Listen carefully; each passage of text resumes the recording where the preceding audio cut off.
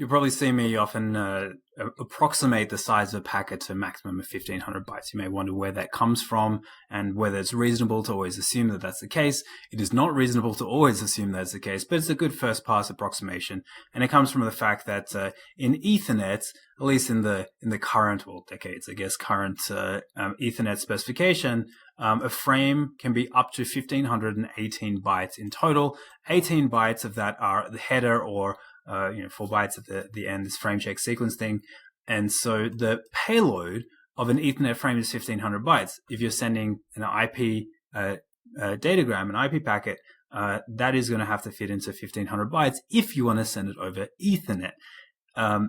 Now, if you could theoretically imagine a situation where you're trying to get an IP packet over a link that's less than that, and the IP packet is too big, and you might want to try fragmenting the packet and getting the fragments across separately and stitching it back together. And this does exist in IPv4. There is this idea of fragmenting a packet that's larger than the Ethernet maximum frame payload size and stitching it back together. So in that context, you could get a packet that, as far as the recipient operating system is concerned, is greater than 1500 bytes. But along the way, for each individual hop, it's going to need to fit into the link layer, in this case, the Ethernet's maximum transmission size. Now, this fragmentation thing may seem like a good idea. It turns out that it's pretty complex to implement and not that useful. And so in IPv6, it was actually removed. So in IPv6, we do not have a mechanism where if an IP packet arrives at a link that is smaller than 1500 bytes, let's say, that you could just at that point fragment it, like that router would fragment it and send the fragment separately. Or if you try and send a 10,000 byte IP packet, which, the IP specification allows you to do that. Is this too much complexity? Around 1500 bytes. You can stop watching if you like.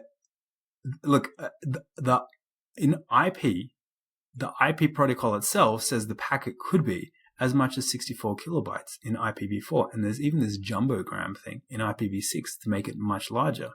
But, almost certainly, for anything useful, you need to get that IP packet and send it over a link using something like Ethernet. Now, what IPv6 has said is that if you want to participate in IPv6, the link needs to support at least 1280 bytes going over the wire. It could support much more. And imagine you had a situation where there was no Ethernet. Well, you could potentially have link layer protocols that have much larger maximum transmission units. Imagine a data center or something. You just try and transfer a large amount of data in one fell swoop. Well, you could have that. Now, how do you achieve that if you don't know in advance necessarily what the links are, what the link layer protocols are? Do you just send a very large packet and hope for the best?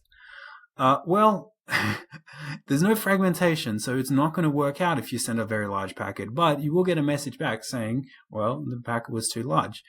And you could send smaller packets, or you can do this path MTU discovery thing, which is basically determining in advance what the path maximum transmission unit is and sending up to that. So, look, in these special contexts, you could get packets that are much larger, either through an IPv4 packet that gets fragmented along the way and then stitched back together at the end, at the receiving operating system, or through something like not using Ethernet, basically, and successfully sending in one fell swoop a much larger packet, up to 4 gigabytes, but generally 1500 bytes.